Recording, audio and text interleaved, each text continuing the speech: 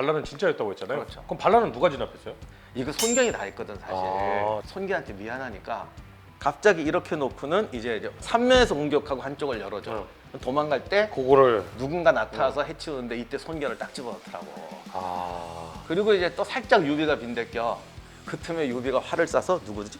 뭐 하나 손종을 맞췄다. 황건적 황건적 때도 엄청나네. 최고의 용장이고 오. 그 반동탁 전투 때도 손견이 다 했지 뭐. 어. 최고의 명장. 이내 한을 풀어줘야 되니까 여기서 이제 또 그 전에 말했던 후벼 파괴를 시작합니다. 돌아가서 포상을 받아야 되는데 근데 사실 이때 중앙관직을 받는 게 진짜 쉬운 게 아니에요. 유비는 정사에서는 안희현의 현위가 돼요. 네. 근데 여기서는 십상시가 안희현의 혈령으로 줍니다. 현위는 경찰서장이고 아 혈령은 수령이에요. 유비를 경찰서장 시키는 것보단 수령을 시켜야지. 뒤에 이미지를 생각해서. 혈령이 되었으니 일단은 뭐 그 지방을 잘 다스려야 나중에 거대한 국가를 다스릴 수 있는 사람으로서 길러질 거 아닙니까? 좌우지간에 유비는 통치 잘하고 관우장비는 함께 먹고 자고 호위 잘하고 그래서 이제 도구가 왔어요. 저는 한실의 중산정왕의 후손으로서 황건적 난의 공으로 혈령이 되었습니다. 이 새끼 황실 사칭죄. 도구가 이 안희연의 향리를 잡아다가 두드려 패면서 유비가 횡령하고 뭐 했다는 거 불어라. 그랬더니 이때 누가 나타나겠어?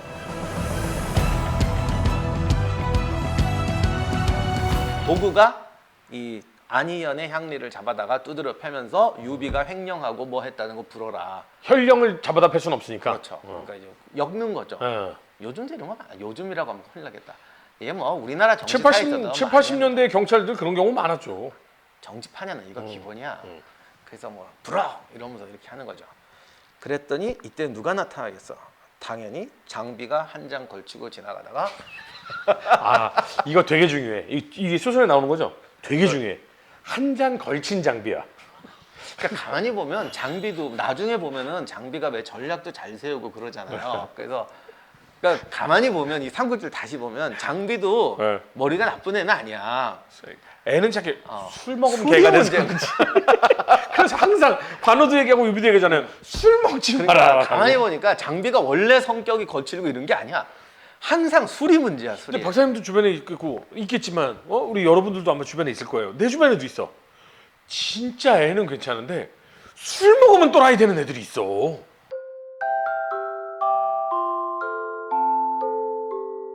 술 마신 장비가 지나가다가 이 꼴을 봤으니 눈이 돌아갔겠죠. 장비는 뭐 포위가 돼도 상관없을 텐데. 그래서 이제 도구를 끌고 들어가서 팹니다. 나무에 매달아 놓고 팹니다. 매달았어 또. 근데 이거 원래 팬 건 유비였어요. 그래요? 정사에는 유비가 팬 거예요. 정사에 유비가 팬 게 이거 나와요? 사건인데 유비가 팼어요. 오. 너 같은 놈은 맞아야 돼 그러고 오. 팼는데 이걸 장비로 바꿔쳤어요. 억울하다. 장비도 좀 억울해. 장비 좀 억울하다. 형 잘못 만나가지고. 근데 나무에 매달고 무식하게 패는데 버들가지를 묶어서 때렸는데 회초리인데 묶어서 때렸네. 한 대 때릴 때마다 10개가 10여 개가 부러졌다. 무지하게 팼네. 근데 버들까지 안 부러지지 않나? 잘 안 부러지죠. 근데 부러질 정도로 때렸다는 거죠. 그러면 다리 이게 10개가 10개가 부러졌으면 뼈가 부러지는 거 아니에요? 요게 있습니다. 제 생각에는요. 요때 우리가 중국의 상황을 알 수가 있습니다. 지금과 좀 비슷하죠. 가물었어요. 나뭇가지가 수분이 있어서 탱탱한 게 아니라 가물어서 뻣뻣한 상태였던 거예요. 그러니까 칠 때마다 부러져 나가는.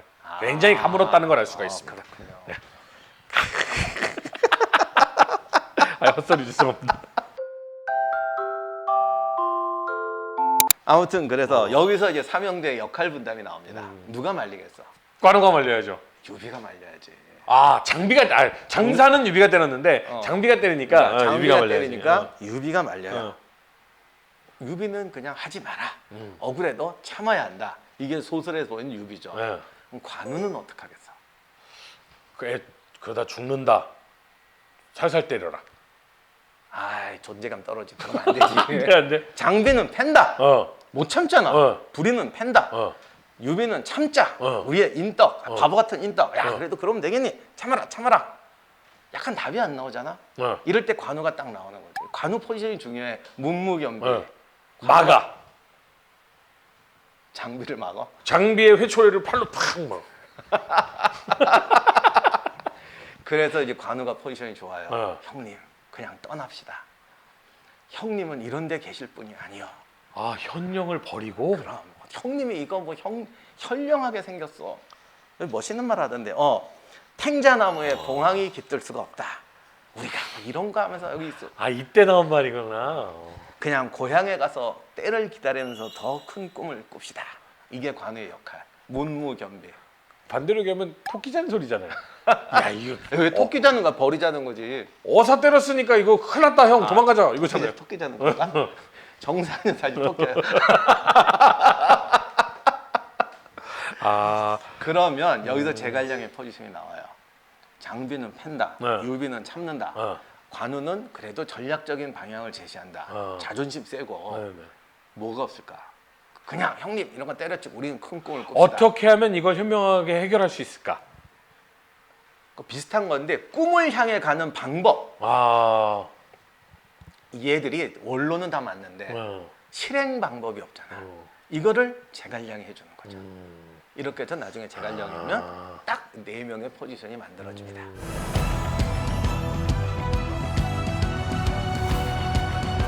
그 중국 속담에 눈을 가리고 제비를 잡으려 한다는 말이 있대요. 아, 못 잡는다는 소리네. 근데 이게 우리 생각하고는 좀 뭐지? 교훈이 달라. 어? 그러니까 우리가 보통 눈을 가리고 참새를 잡으려고 한다. 어. 눈을 가리고 제비를 잡으려고 한다. 그럼 이게 무슨 뜻 같아요? 헛짓한다. 헛짓한다. 못 이룰 꿈을 뭐 이루려 한다. 뭐 이런 거. 아, 그분의 포인트가 가는구나. 어. 이게 원래는 잔머리를 쓰지 말라는 뜻이래. 그러니까 이게 어떻게 잔머리야?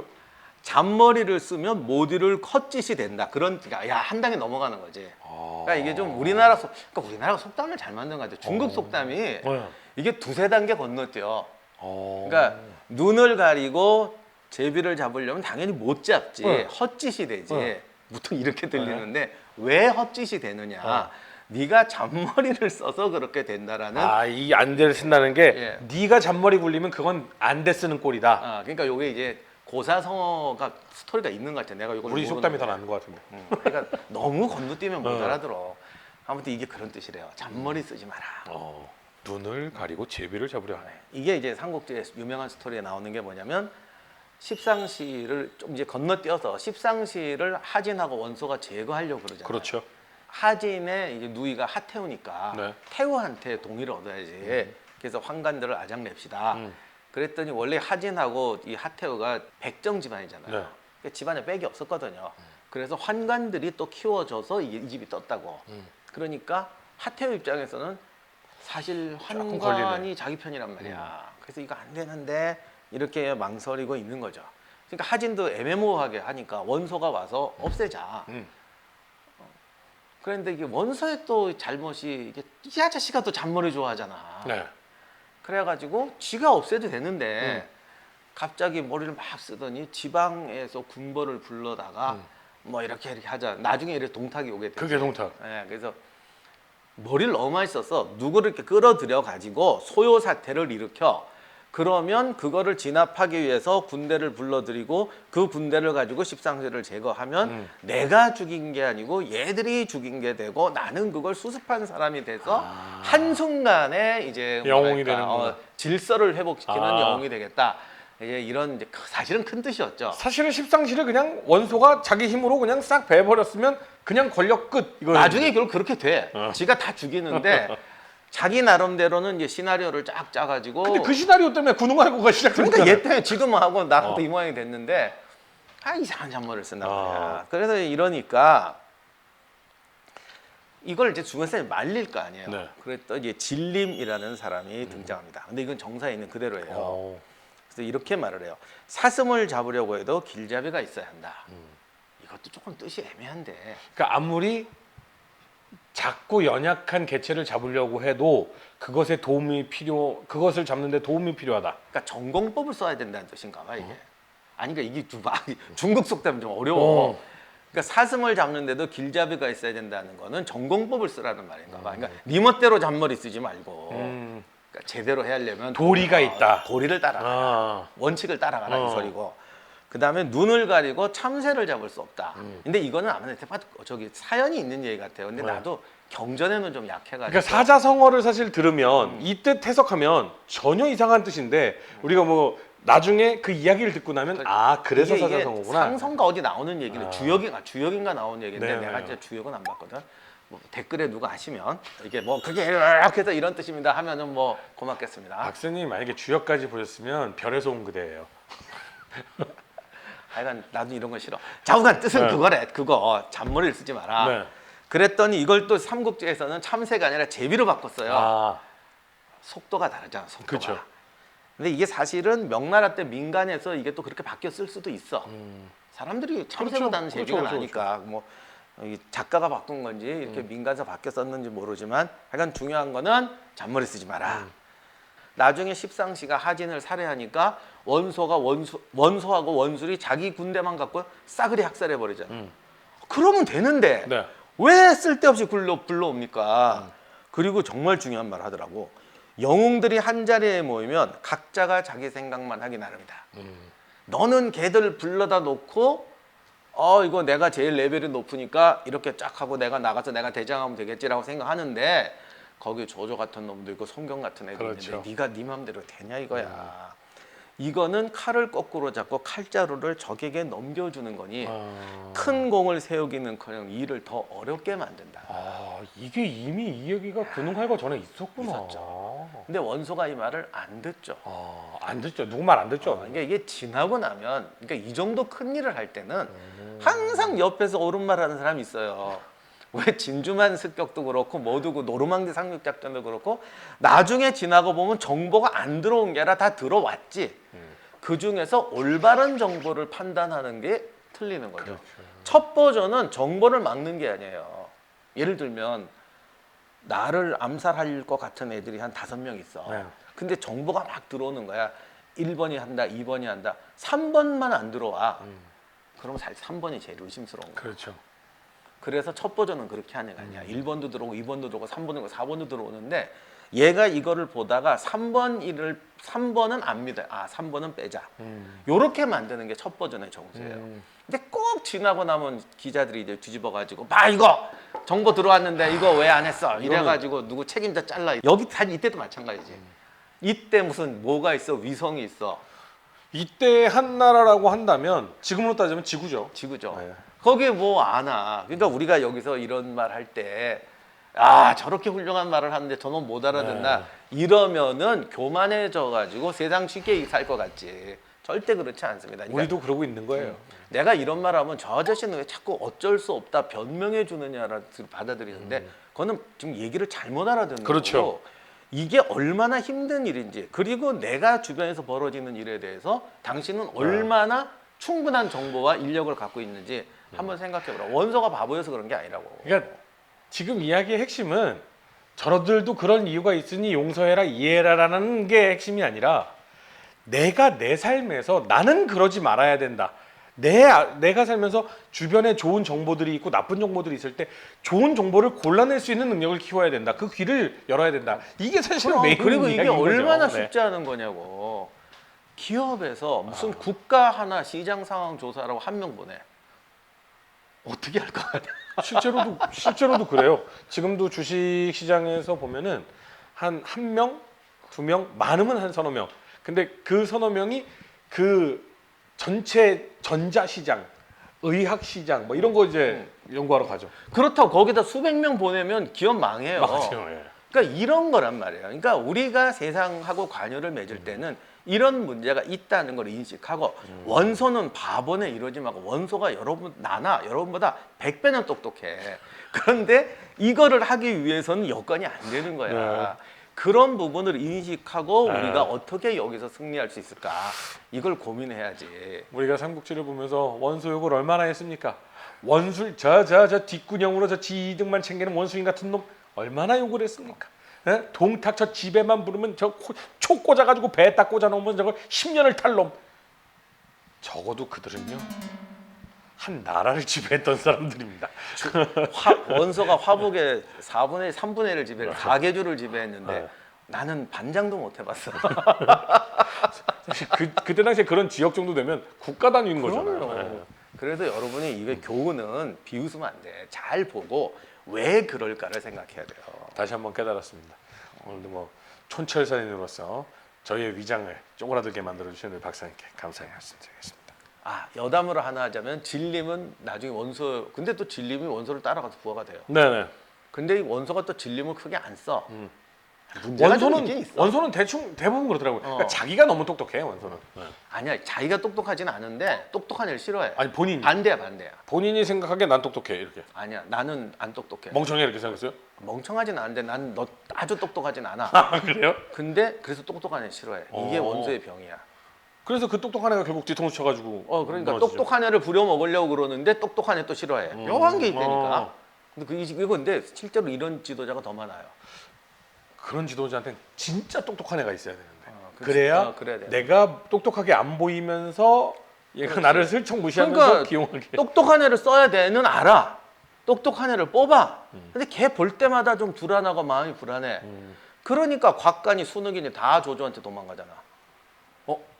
선조? 진림도 나중에 조조한테 가요. 근데 진림이 나중에 조조한테 이 집안을 욕하거든. 그랬더니 조조가 이제 진림이 나중에 귀순해 오니까 야, 네가 적으로서 나 비방한 것까지 내 이해하겠다. 그 치사하게 우리 조상까지 씹어대냐. 그랬더니 진림이 죄송하다고. 그랬더니 조조가 어쨌든 그거라고 등용합니다. 조조가 원소보다 나은 게 이런 거라니까. 조조 멋있어요.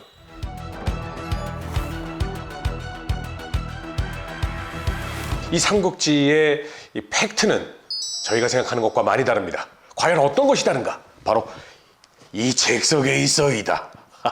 삼국지 아저씨 우리 임영환 박사님께서 드디어 전략 삼국지를 쓰셨습니다.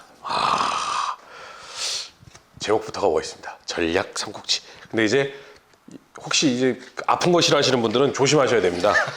제가 딱 첫 번째 1부의 시작이 정사 삼국지와 소설 삼국지입니다. 예, 여기 팩트 폭행 맞기 싫으신 분들은 조심하는 게 좋을 것 같은데 제가 얘기한 이 부분도 약간 소설이죠? 예. 요거 어떤 책인지 간단하게 말씀해 주신다면. 그러니까 사실 삼국지가 소설로 유명한 바람에 네. 그 진짜 정사에게는 많이 빠졌는데 네. 사실은 정사 삼국지 자체가 굉장히 교훈이 많은 책이고 다이나믹한 책이에요. 네. 그러니까 소설 삼국지도 명나라 때 나온 게 아니라 삼국시대 끝나자마자 수많은 이야기가 만들어진 거를 여기다 편집한 거거든요. 그렇죠. 그래서 삼국지 자체가 역사 자체가 되게 흥미로운 책인데 네. 이게 소설로 넘어가니까 정말 재미난 역사 얘기가 다 죽고 수많은 교훈이 죽었어요. 그 다음에 이제 전투 장면은 사실 삼국지 소설의 전투 장면은 맨날 매복, 화공, 모종강이 그랬더라고. 이 수많은 전투 장면을 봐라. 똑같은 게 하나도 없다. 맞는 말이지. 그냥 다 뻥이란 말이야. 하지만 그 뻥 속에서 감동을 찾아낸 우리 아니겠습니까? 감동은 있는데 진실은 교훈은 없어. 진짜 솔직한 얘기로. 네. 그래서 진짜 전투의 교훈은 따로 있어요. 아. 그런데 굉장히 다이나믹하고 훌륭한 전투도 많고 네. 굉장히 역동적인 삶이잖아요. 네. 그래서 정사 속에 있는 교훈들을 뽑아왔습니다. 네. 이런 말이 있습니다. 삼국지를 읽지 않은 사람과는 친구가 되지 마라. 그런데 삼국지를 3번 이상 읽은 사람과는 절대 싸우지 마라. 그게 무슨 뜻이겠습니까? 인생을 살아가는 참 많은 표본이 돼주고 교훈이 돼준다라는 말 아니겠습니까? 그 교훈을 모아서 우리 삼국지에 대한 이야기 전략 삼국지 쓰셨으니까요. 이거 많이들 좀 사랑해 주셨으면 좋겠습니다.